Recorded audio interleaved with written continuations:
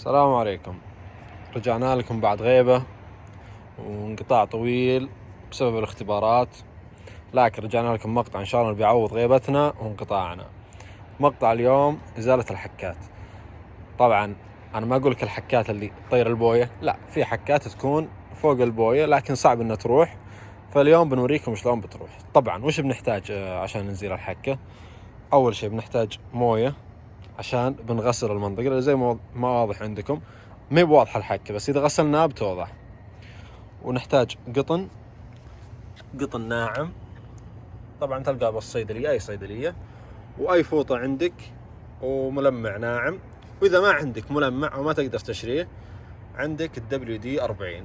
هذا برضو إن شاء الله يفي بالغرض، ما راح يعطيك زي نتيجة الملمع لكن يعني بيعطيك 40% 50% نتيجة حلوة، لكن الملمع 100% إن شاء الله بتزبط. وبنغسل الحين الرفرف عشان توضح لكم الحكة وبنرجع لكم. طبعا ما تشوفون هنا أثر حكة ولا بواضح أي شيء. بنطيح الغبار اللي عليه الحين، بنغسله وبتشوفون النتيجة.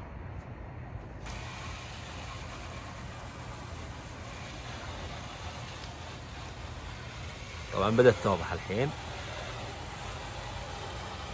شايفين كيف ممتدة من الباب إلى تقريبا نهاية الرفرف.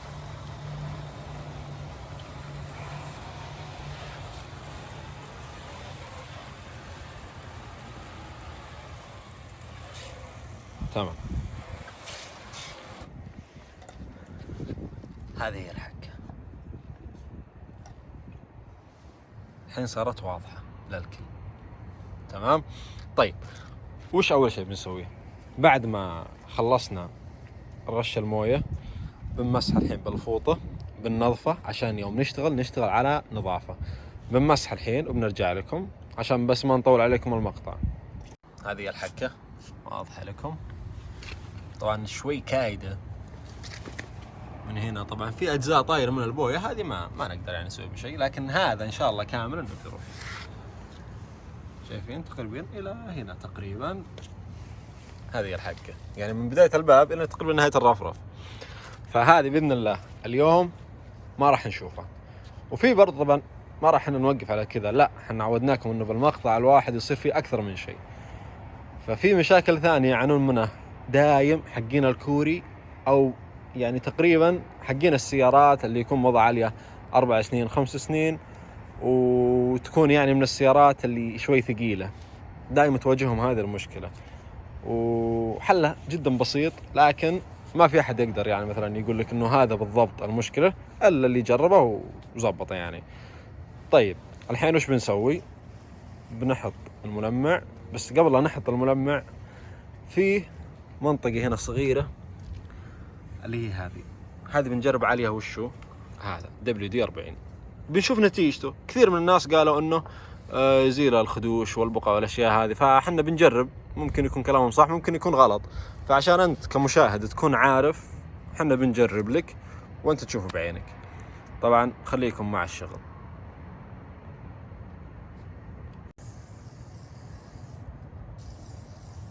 تمام، وتجيب قطنة تبدأ تفرش.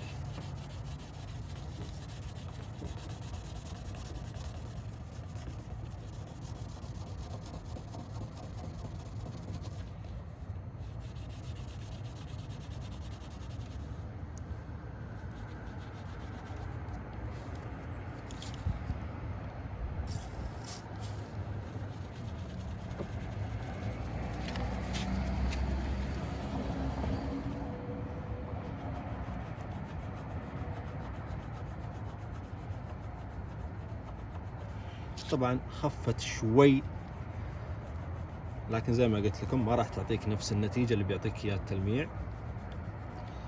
يعني تصلح توقع الخدوش الصغيرة يعني الخفيفة جدا اللي تكون سوداء او شيء زي كذا، او تكون بالصدامات، يعني ممكن تنفع له تكون بشكل فعال. لكن شايفين عندكم راحت شيء خفيف، يعني مو ذاك الشيء يعني هي كانت تقريبا زي كذا وصارت زي كذا. فنستفيد من الشيء هذا انه مو فعال 100%، لكن اذا عندك خدوش خفيفة ممكن يكون فعال.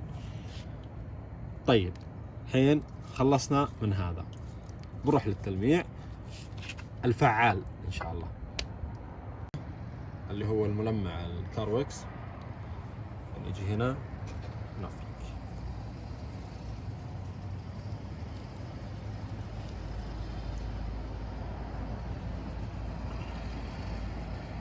ما شاء الله من اول ما فركت على طول راحت. تذكرون اللي كانت هنا بالمنطقة هذه بالضبط اختفت، اتوقع واضحة. طيب حط تصوير هنا عشان يوضح هذه وهذه.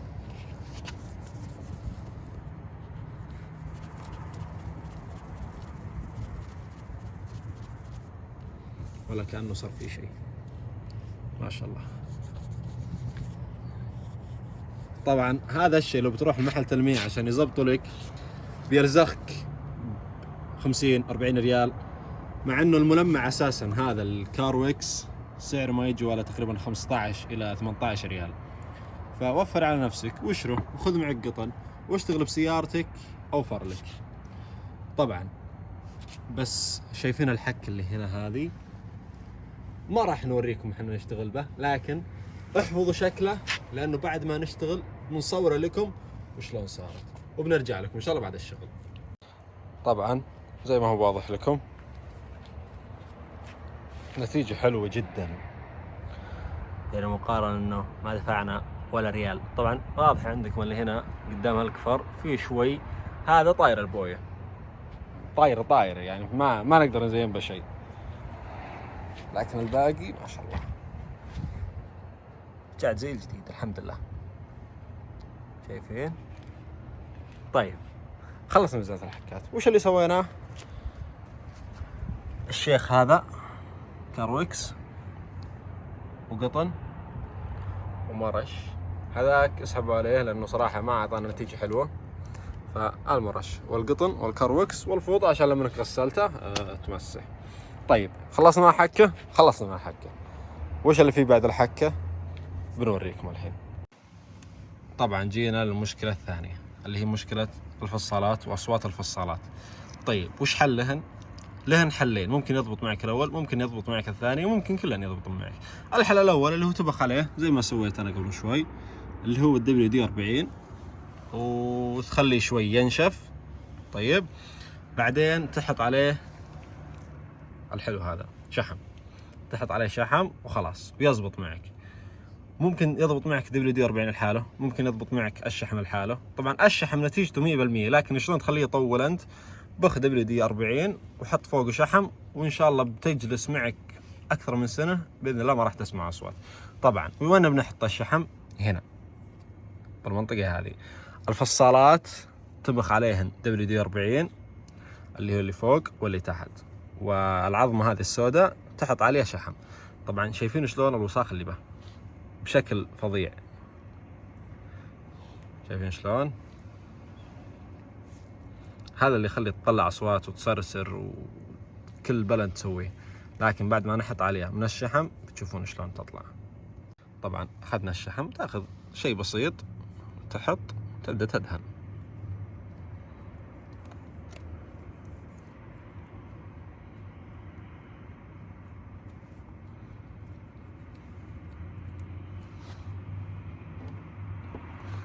طبعا انت حاول قد ما تقدر انه يكون العظمة مليانة، عشان انت بتسك وبتفتح اكثر من مرة عشان يدخل الشحم بالمنطقة هذه اللي من داخل. فحاول تخليها مليانة شوي.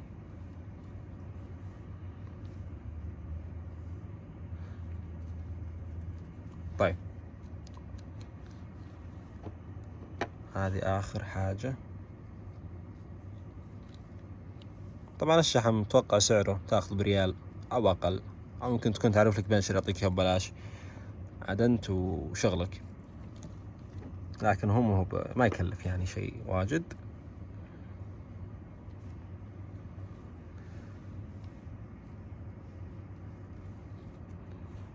طبعا شوفي شلون انا مليته ملي عشان افتك من الصوت هذا مرة ما عاد يرجع ابد. طبعا شايفين شلون الوساخة هذه كلها من انك تترك الباب بدون ما تزيته ولا تشحمه. طبعا خلصنا الفصالات اللي فوق زي ما قلت لكم، WD-40، اسيدلكو، ابو جمل، اي بخاخ تزييت حطه، او مزيل صدى برضه حطه. هذا على الفصالات اللي فوق واللي تحت. العظمه هذه شحم. طيب بنجرب الحين بنشوف هل الصوت راح او لا. طبعا لازم تسكر وتفتح اكثر من مره.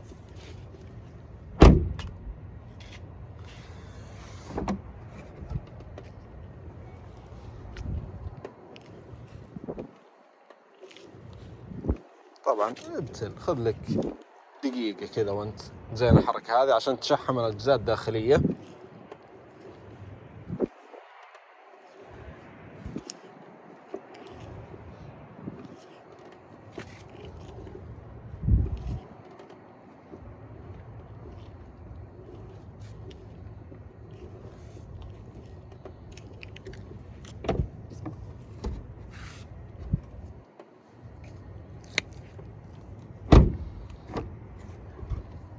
الحين المفروض انه زبطت.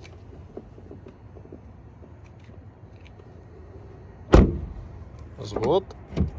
تفتح الباب تخليه، برضو بيصير معك الباب يعني نوعا ما اخف بحيث انه على طول ينصق. طيب هذا الحركة زينة على كامل الابواب وبس. طبعا حاول قد ما تقدر زي ما قلت لكم تكثر الشحم. ممكن احيانا تحط شحم بس ما يروح الصوت 100%، فيحتاج انك تكثر لان الأجزاء الداخلية تكون اساسا ناشفة، فانت تحتاج انك تشحم من داخل ومن برا، بس ما تقدر طبعا تدخل يدك، فمالك الا انك تملى العظمة عشان اذا سكرت الباب فتحته تشحم معك.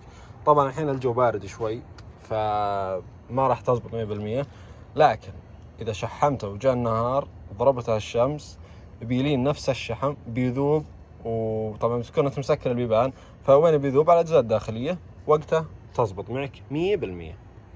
طيب هذه المشكله الثانيه. خلصنا الحكات، خلصنا صوت الباب. طيب فيه صوت لكن يحتاج ان نركب السياره ونمشي به عشان يطلع لكم هذا الصوت. بنسمعكم الحين الصوت وبنوريكم حله البسيط جدا. طيب الحين تسمعون الصوت.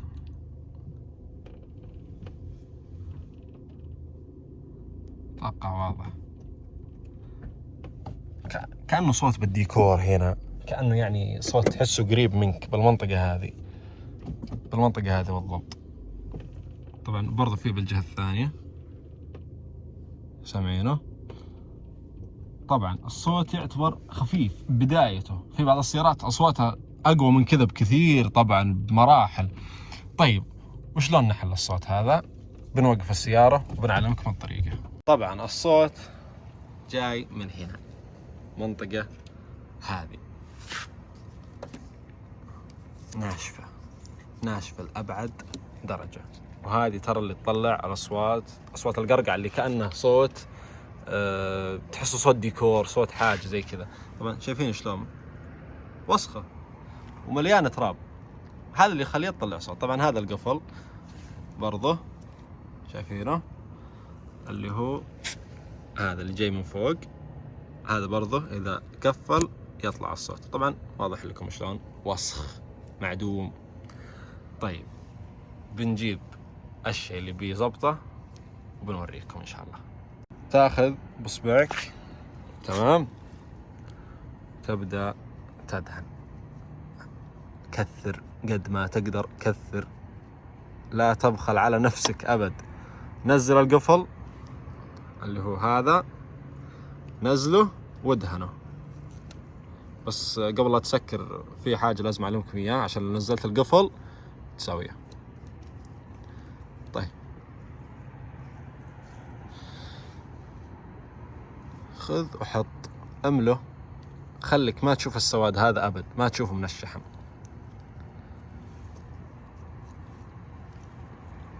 شايفين كيف؟ الحين شحمناه تمام. طيب الحين ايش بنسوي؟ لا تسكر الباب. اول شيء هذه اسحبه تمام، خلاص كذا مزبوط. الحين الصوت عندك راح. طبعا متى تعرف اذا انت مليته ومش عارف تزبط معك؟ إذا شفت الشحم جاء على هذه المنطقة، شايفين شلون من تحت؟ إذا جاء على هذه المنطقة أعرف إنك كفيت ووفيت. مزبوط. بنشحم الحين الباب الثاني وبنوريكم النتيجة وبتشوفون هل في صوت أو لا. طبعا دخلنا الحين بردمية، ما في صوت للباب أبد. طبعا الصوت تسمعونه هذا صوت الصاجة، بالمقطع الجاي مع تظبيطه الخارجية بنحل مشكلته، لكن صوت الديكور راح. الحين تمشي على السيارة ما بأصوات لا قرقع ولا أشياء. طبعا قلنا لكم الثلاث مشاكل، شرحنا لكم شرح واضح إن شاء الله وشرح موجز. طبعا قلنا لكم من الفصال. طبعا إذا حسيت الصوت هنا، إذا الصوت مو بهنا ممكن يطلع لك صوت من الديكور هذا أو صوت من برا، هذا ما له دخل. لكن الصوت اللي يجيك تحسه من المنطقة هذه من عند الحزام، هذا من قفل الباب. شحمه وأمورك زي ما يقولون بالسمباتيك إن شاء الله. وبس وصلنا هنا لنهاية المقطع. أتمنى يكون مقطع كافي ومقطع مفيد للكل، وآسفين برضو على القطعة، لكن حصلت يعني ظروف أقوى منا، لكن رجعنا لكم إن شاء الله رجعة قوية وبنجدد السونات وبنضبطه، وبيكون في برضو على الهيلوكس مشروع لوك كشتة والأشياء هذه، فبنضبط أشياء كثيرة إن شاء الله. فأنتم زي ما يقولون ادعمونا باللايك والسبسكرايب والشير، تحفيزكم يعني لنا هذا بحد ذاته أكبر دعم لنا. ويعطيكم ألف عافية على المشاهدة، ويعطيكم ألف عافية على وقتكم، ويعطيكم ألف عافية على الاشتراكات واللايكات والدعم المجنون اللي أنتم قاعدين تقدمونه. نشوفكم الوقت على الجاي إن شاء الله. في أمان الله.